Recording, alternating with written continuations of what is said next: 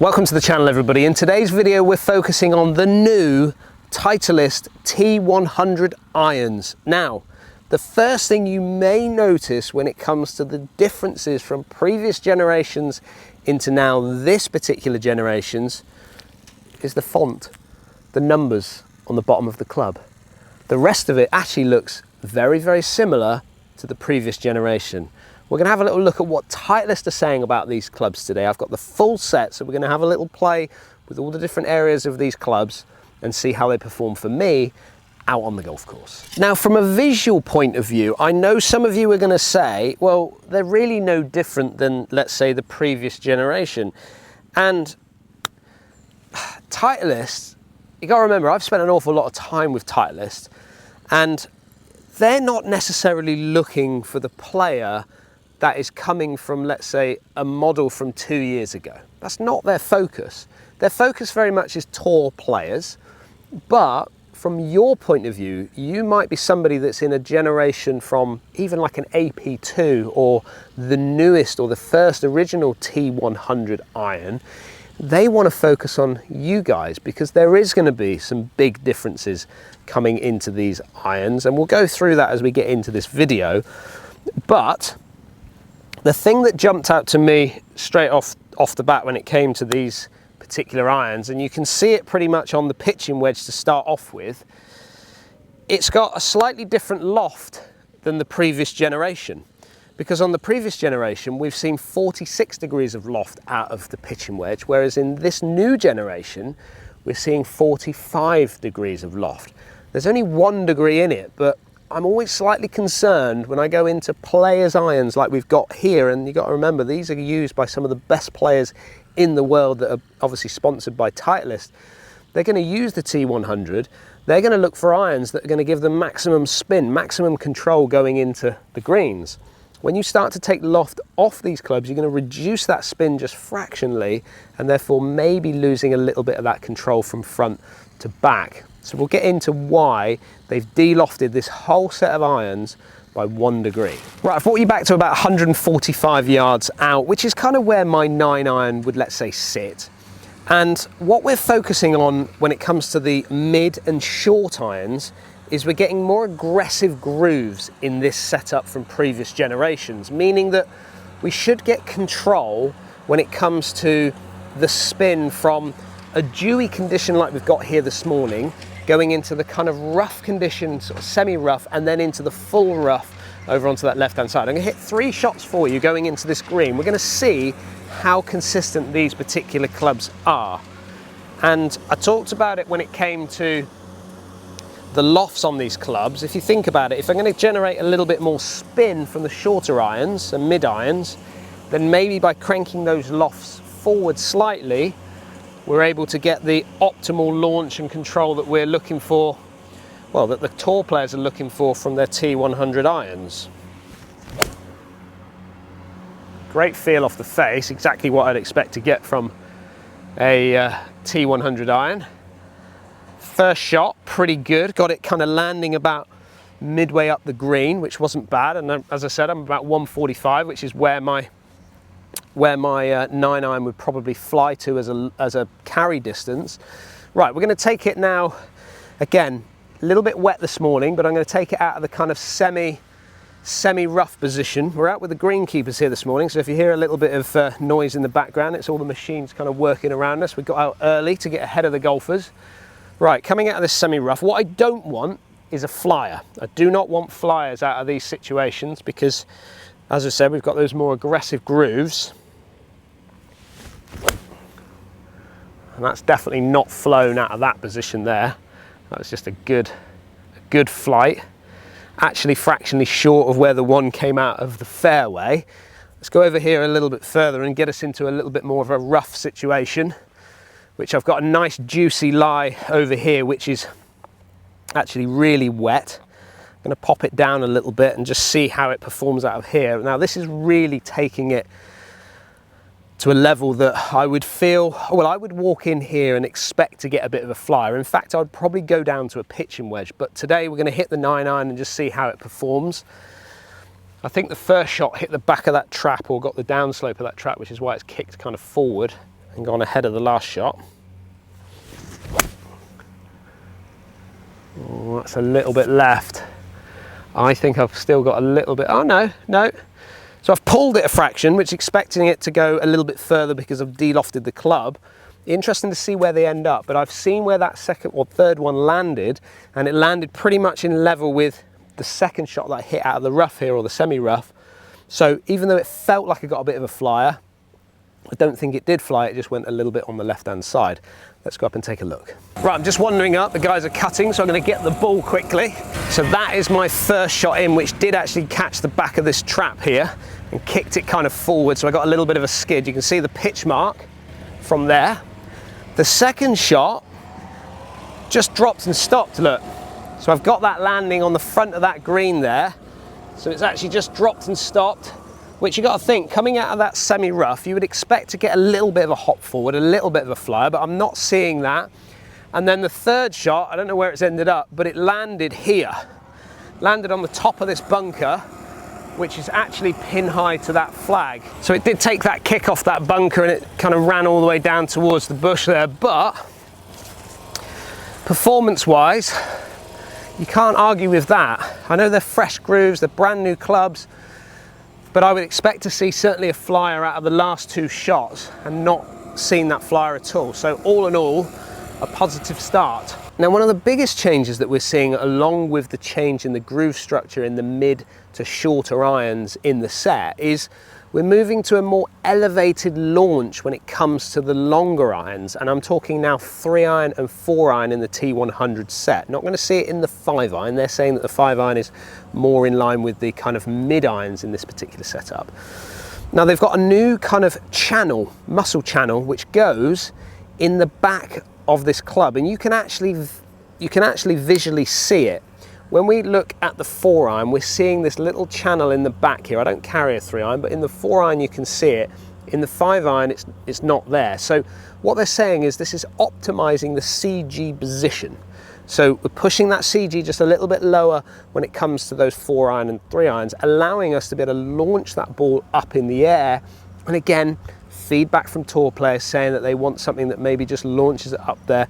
If you're going to take loft off the club, like we're seeing because of maybe the groove structure in those mid to shorter irons, and you're going to continue that say loft taking off when it comes to the kind of longer irons, you're still going to need to get that ball up in the air. So by positioning the weight just a little bit lower, we're able to combat that. Let's hit a couple of shots off this tee box and see what launch window I get from the 4-iron.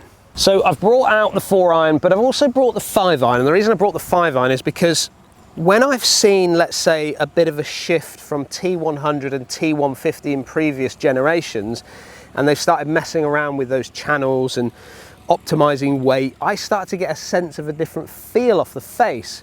Actually, the 150's feeling a little bit sweeter off the face than what I was getting from the previous generation of 100s. So I'm expecting, to be honest with you, to feel something slightly different from the 4-iron to the 5-iron, but we'll put it to the test in just a moment. But I just want to see from a performance off a T-peg with this 4-iron, can I hit the fairway for a start, and what is it actually flight like? Yeah, well, no problem getting that up in the air. I definitely think we're going to get a slight different sense off that 5-iron than I am with that 4-iron. Let's just hit one more with that. Let's just see if I can hit a little bit of a lower one, because that did pop up nicely. Yeah, that's definitely lower. That felt more like a T100 feel off the face, to be honest with you. Felt a little bit more solid. That's the 4-iron. Now, 5-iron wise, I'm not expecting to see a difference in, let's say, window of where I hit it, but I am expecting to feel something just a little bit different. I'm expecting to see or feel this one being a little bit more firmer off the face, which would blend more in with the set. And I'm not. So that's, I would say, a positive thing from the tee box. I'm not seeing a difference or feeling a difference when it comes to the sense off the face, which means it's going to be really easy. Well, I'm not saying we need to blend these irons because they're one set, but they've obviously worked really hard on that acoustics, really hard on that feel, to make sure we get that blend all the way through. So a couple of things that I want to mention when it comes to the tech that's moved from previous generation into this generation. Again, we've talked about the visuals being actually very similar. There is a slight difference when it comes to the bounce and the sole of these clubs. Now, my testing previously, I'm not really getting a sense of a difference, let's say, between generations when it comes to soles and bounces. The only time I've ever got that is when I've been actually on the driving range or the practice ground at Woburn, where you've got this really tight kind of structure of the grass where it's really firm underneath and it's really thin. It's almost like a putting green that I would have here today. It's so well presented and looked after that I get a sense then of what my divots feel like and how that club is going into the ground and coming out of the ground. So I'm going to kind of just trust Titleist on that one when it comes to that, because I'm not going to see that out on your standard golf course, should we say, and certainly not on a mat off a driving range or on the practice ground that we've got here, because the grass is just a little bit too long. However, they have focused on that sole interaction with the ground, and that's feedback that they've got from tour players throughout the years. And from a visual point of view, like I said before, you're not going to really see a great deal of difference. Very little offset, a nice thin top line, a nice compact blade length of a club, which I think for the type of player that this is designed for those shot shapers, I'm not going to say better players, but shot shapers, people that strike the ball really quite nicely and want to see different flight performances, this club is going to really suit the eye for so many players out there in that category. Now, we're going to look at the numbers that I'm getting from these clubs, because we've talked about structure of grooves, we've talked about the way in which the lofts are actually slightly different from previous generations. There is also a split tungsten weighting in here for stability. We're talking about that launch conditions, but stability. So inside this little wedge here on the back, we've got different weight positions for giving us that consistency. We've got a structure of a face as well that's going to give us consistency across the face. So if you do hit it in the toe or a little bit in the heel, a little bit low, a little bit high, you're still going to get the ball moving kind of towards your target and not lose too much ball speed, which that's nothing new. We've heard that from lots of companies out there, but Titleist really focusing it on this setup with the T100s. I mean, it doesn't get much better than that, does it? That flight is just absolutely superb. I've got those both. I mean, I'm 165 yards out from where we are here. Don't worry, I will get the divots for these shots. I'm just going to see if I can launch one a little bit higher and see if we can take a little bit of spin off of it and get it out there just a little bit further. Yeah, I've definitely got the height that I wanted there. Caught it a little chunky maybe, I know.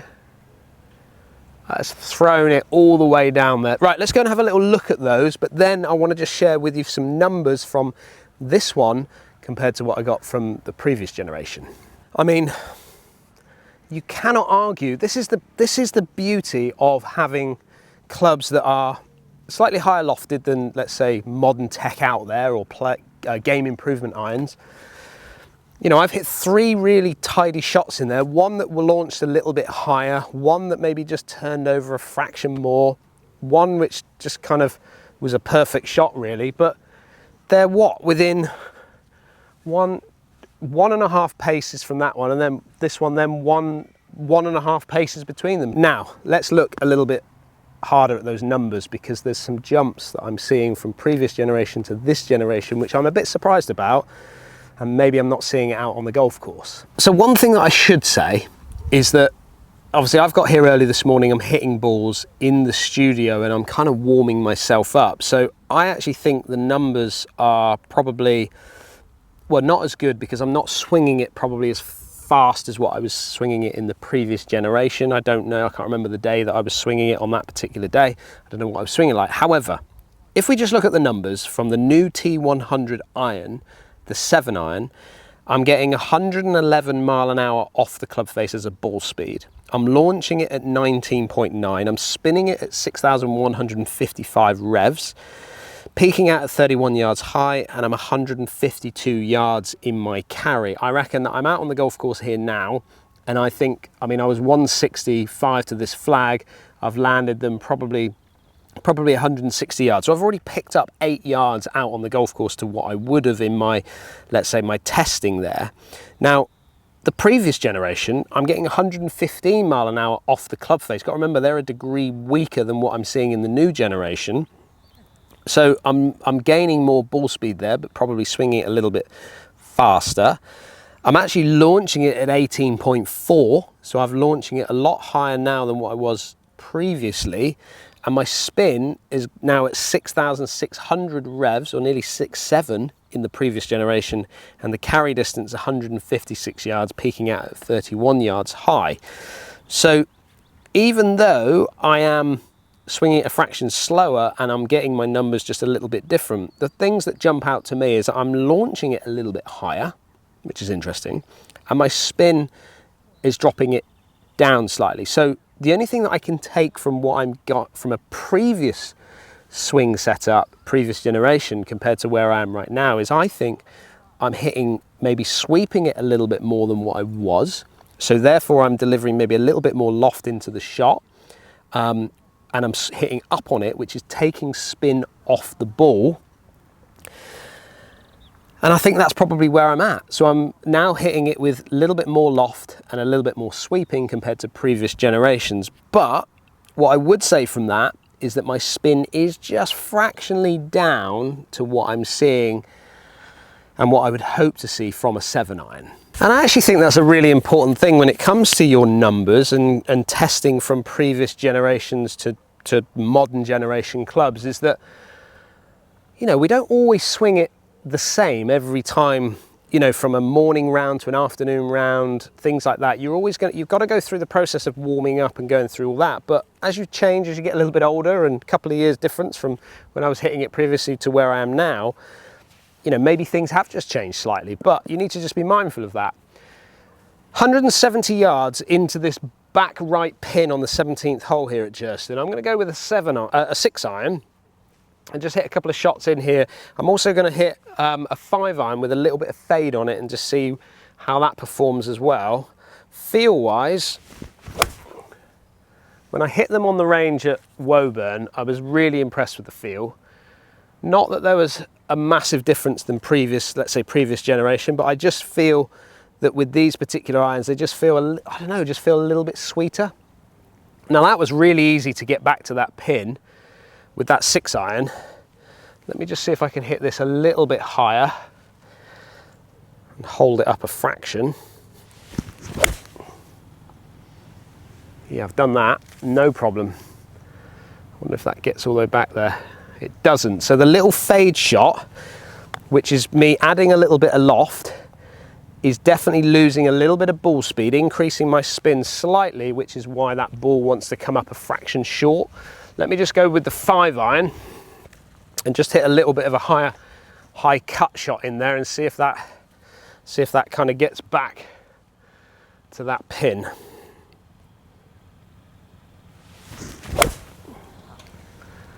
No, it's not. It's not. I've not cut it, which is a shame, but it felt lovely off the face. So I didn't get the fade that I was looking for from that 5-iron, but I've brought myself up here onto the 18th hole to finish this video off, talking about longer irons going into greens. I got around 200, maybe 210 into this final hole. I'm going to hit a 4-iron and just see what the flight is like. I might hit a couple of shots in here because I might want to just try and knock one down, but off the fairway with no real wind, I think ultimately what we're looking for from a confidence inspiring kind of feel is more that I can launch it up in the air with this new channel. Oh yeah, that's so good. No problem getting that up in the air from that launch. And that's probably not too far away from that flag. Let's just hit one more. And let's just try and see if I can lower that flight just a fraction off a bit of more of a bare lie. It's going to be a little bit of a draw again because I'm off a bit of a ball above my feet situation. A little bit lower. Yeah, absolutely no problem. And those shots are going to be, I would say, not probably too far away from each other. Now there's one club that I have not hit yet. I've kind of worked our way through the bag in this video, and that's the 8 iron. So let's get up to around 150 yards, hit a shot in and see how it performs. Last but not least, the 8 iron. So I've worked my way through the bag. You can see when we get up there, you'll see 2 shots that I've hit with those 4 irons. Again, am I looking to really hit the green with a 4 iron or just be there or thereabouts? Yeah, I suppose I'm not really. I'm not overly putting myself under a massive amount of pressure to try and hit the green from that distance, but I will show you where they've ended up. Let's just go with the 8 iron now from 150 yards out. Remember that 7 iron in the studio was going at 152 on an average. Let's see if I can get this 8 iron up towards the middle of that green. And this is the difference, isn't it, between being out on the golf course and, yeah. Well, let's go up and have a little look at them. But there was no problem me getting that 8 iron to the middle of that green today. So numbers wise, I've just warmed up a little bit more being out on the golf course. Just working our way through the greenkeepers today. It was an early start for these videos that we've been out here doing. So this was the last shot in. This was my 8 iron, which landed just short of kind of middle. This is maybe middle of the green. So there was 150, so I've landed it about 148, and you know, nice opportunity to make my birdie. These are the 4 irons that kind of worked up. I would think that they've landed just a fraction short, but you can see there with those 2 flights that I hit, one being kind of like the standard flight, let's say, as a normal shot. Distance control really good compared to what I hit with the lower shot coming in.